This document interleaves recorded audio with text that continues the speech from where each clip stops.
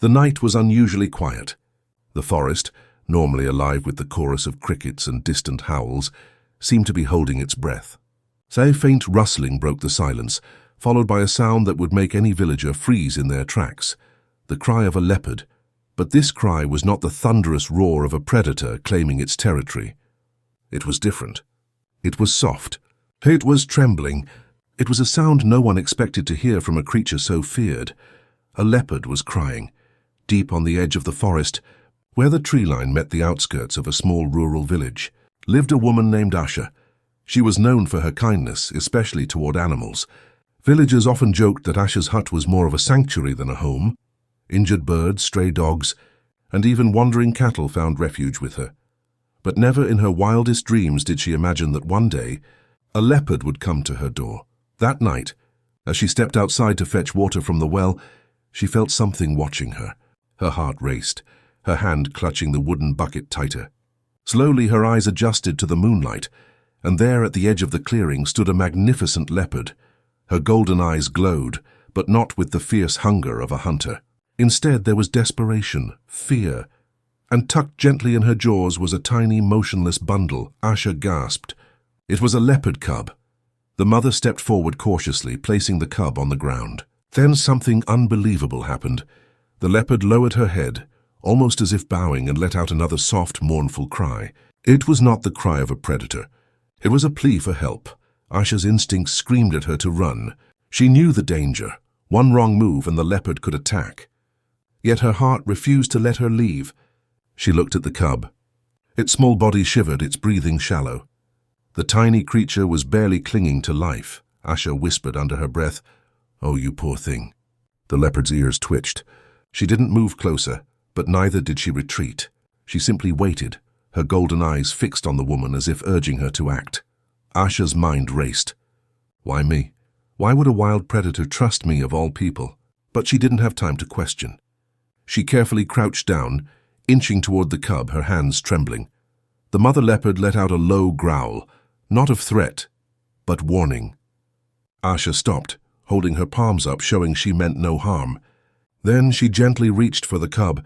Its fur was cold, damp with sweat, its tiny body limp. Asha felt her heart ache. She looked back at the mother. "I'll try," she whispered, though she knew the leopard couldn't understand her words. But somehow, deep inside, she felt the animal did. Asha carried the cub into her hut, her heart pounding the entire way. The leopard followed, but stayed outside, pacing like a nervous parent waiting outside an operating room. Inside, Asha placed the cub on a soft cloth and quickly lit her lamp. The small body was weak, but there was still a faint rhythm in its chest. She remembered the remedies her grandmother had taught her, the old ways of caring for weak or sick animals when no doctor was near. She warmed some goat's milk, mixing it with a bit of honey, and dipped a cloth to press against the cub's mouth. Slowly, ever so slowly, the cub licked. Then again, its tiny tongue moved, weak but responsive. Hope flickered inside Asha, but she also knew this was not enough. The cub had a wound, just above its paw, a deep scratch, perhaps from a fall or a fight with another animal. Asha washed it carefully with boiled water, whispering softly the entire time, as though her words could ease the cub's pain. Outside, the leopard's cries grew louder, restless. Asha stepped to the door and spoke into the darkness. "I'm helping, please. Trust me." And to her surprise, the cries softened. Hours passed. Asha worked tirelessly, warming, feeding, cleaning, and watching the cub's tiny chest rise and fall. She hardly noticed the time slipping away. All she knew was that the little life in front of her was fighting, and she had to fight alongside it. Finally, as dawn painted the sky in soft hues of orange, the cub stirred. It opened its eyes, small glimmering specks of gold, just like its mother's. Asha smiled, tears brimming in her eyes. "You're going to make it." "A little one," she whispered. She lifted the cub gently and stepped outside. The mother leopard was still there, her coat glistening in the morning light, her gaze fixed anxiously on the hut. Asha lowered herself to the ground, placing the cub on the grass. The mother instantly rushed forward, sniffing her baby, licking its wound tenderly. The cub gave a tiny squeak, weak but alive, and then, in a moment that would forever stay etched in Asha's memory, the leopard turned to her. Their eyes met, not predator and prey but mother to mother. And in that gaze was gratitude, not spoken, not shown through words, but felt powerfully, undeniably. From that day on, Asha's life changed. The villagers began whispering about the strange leopard that often lingered near her hut. Some warned her to stay away. Others claimed the animal was her guardian spirit, but Asha knew the truth. The leopard was not just any wild creature. She was a mother who had entrusted her greatest treasure, her cub, to a human. And in that trust, an unbreakable bond had been formed. Yet what Asha didn't know was that this was only the beginning, because soon, something even more unbelievable was about to happen, something that would test the limits of that fragile trust, something that would draw the village, the forest, and even fate itself into a story no one could forget. Days passed, and the leopard returned again and again, her cub now stronger with each visit. Sometimes she lingered at the edge of the clearing, her golden eyes watching Asha as though silently asking for permission. Other times she simply left the cub at the woman's doorstep, disappearing into the forest until nightfall. Asha began to expect her. She would prepare warm milk, herbal mixtures and clean cloths. She treated the cub not just as a guest, but as a child under her care. And though fear remained, because who could truly be unafraid of a wild leopard, a strange comfort grew in Asha's heart. The villagers, however, grew restless. "Don't you see?" one elder warned. "A wild beast is not a friend. Today she brings her cub, tomorrow she may bring death." But Asha shook her head. "She is a mother, just like us. She only wants her child safe." Her words stirred unease. Some pitied her kindness, while others whispered she was cursed. Yet Asha paid no mind. She knew what she had seen in the leopard's eyes, something beyond hunger or instinct. Trust. Hunger or instinct. Trust. One evening the peace was shattered. Cattle had been killed on the far edge of the fields, their throats torn by sharp claws. The men of the village gathered with torches, their voices rising in anger. "It's the leopard," one shouted. "She's grown bold because of this woman's foolishness." Asha tried to speak. "No, not her!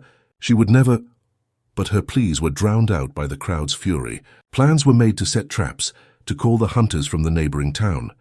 That night, as Asha sat by her small fire, tears welled in her eyes. She thought of the mother leopard and her cub. She thought of the villagers, blind with fear. She knew the truth. Hunger drove predators, but not all claws belonged to the leopard who had trusted her. The forest was vast. Other dangers lurked there. Still, words were not enough. She would need proof. At midnight, the familiar rustle came again. Asha stepped outside, her heart thudding. There she was, the leopard, her cub at her side, both glowing under the moonlight. But something was different. The mother's coat was marked with fresh scratches, as though from a fight. Her eyes darted nervously, her ears twitching at every sound. And then Asha understood. The leopard was not the killer of cattle. She had been fighting another predator, protecting her cub, protecting her territory, perhaps even protecting the very village that now sought her death. The cub whimpered, and Asha bent low, brushing her fingers gently across its back. The mother did not move, only watched. But in her watchful silence, Asha felt a plea more desperate than before. It was as if the leopard was asking, "Will you stand with us now?" By dawn, hunters had entered the village. They carried rifles and ropes, their eyes glinting with greed as much as duty. The villagers welcomed them with cheers, pointing toward the forest. "They say she lingers near this woman's hut," one man spat, glaring at Asha. "It's her fault we are in danger." Asha's heart pounded. She tried to protest, but the hunters pushed past her, their boots trampling the earth she had so carefully kept safe for the leopard and her cub. She knew she had only one choice. If she did nothing, the leopard would die. Asha followed the hunters from a distance, her feet moving swiftly yet silently. She knew the paths, the hidden clearings, the places where the trees grew thick. She prayed the leopard would not appear, at least not until she found a way to stop what was coming. Hours passed. The sun rose high. Then a sound shattered the forest. A gunshot, birds exploded into the air. The hunters shouted, their voices echoing through the trees. Asha's chest tightened as she ran, branches scratching her arms, her breath sharp and ragged, and there in the clearing she saw it, the mother leopard standing tall, her cub pressed behind her. Blood streaked her shoulder where the bullet had grazed her, yet her eyes burned with fire, her body shielding her child. The hunters raised their rifles again without thinking. Asha ran into the clearing, throwing herself between the hunters and the leopard. "No," she screamed. "Stop! You don't understand." The hunters froze, stunned by her sudden appearance. "Are you mad, woman?" one barked. "She'll tear you apart." But Asha stood firm, her arms spread wide. Behind her, the leopard growled low, the sound rumbling like thunder. Yet she did not attack. She stayed where she was, her golden eyes fixed on the woman who had once saved her cub. Asha turned to the hunters, her voice trembling but strong. "She is not your enemy. She came to me for help. She trusted me. And she is not the one killing your cattle. Can't you see? She fights to protect her cub, not to destroy us." The hunters sneered. "And how do you know that?" Because in that moment, as if to answer, another roar split the air. From the shadows emerged a second predator, a wild male leopard, larger, more aggressive, his eyes blazing with hunger. He lunged. The mother leopard sprang forward, colliding with him in a fury of claws and teeth. The cub squealed, darting toward Asha. Without hesitation, Asha scooped it up, holding it close to her chest. The hunters stared, stunned into silence. For here was proof undeniable. 2 leopards, but only one fighting to protect. The fight was brutal. Dust and leaves swirled as the leopards clashed, their roars shaking the forest. Blood stained the earth, snarls ripping through the air. Asha watched in horror, clutching the cub, praying for the mother's strength. The hunters, their rifles raised, hesitated. Which one was the enemy? Which one deserved their bullet? Before they could decide, the mother leopard delivered a final, desperate strike. Her claws slashed across the male's face, sending him staggering back. With a last roar, he fled into the forest, defeated. Silence fell. The mother, bleeding and weak, turned back toward Asha. She stepped slowly, each movement heavy with exhaustion. Her golden eyes softened as they fell upon the cub, safe in the woman's arms. Asha knelt, placing the cub gently on the ground. It scurried to its mother, nuzzling her side, and then, in a moment of pure grace, the leopard did what no one thought possible. She lowered her head, not to attack, not to threaten, but to bow. To Asha, a bow of gratitude. The hunters lowered their rifles. None spoke. None dared. For in that clearing, they had witnessed something greater than fear. Asha stood, her tears streaming freely. She turned to the men, her voice soft but unshakable. "Now do you see? She is not our enemy. She is a mother like us. She deserves life, not death." The hunters, humbled, said nothing.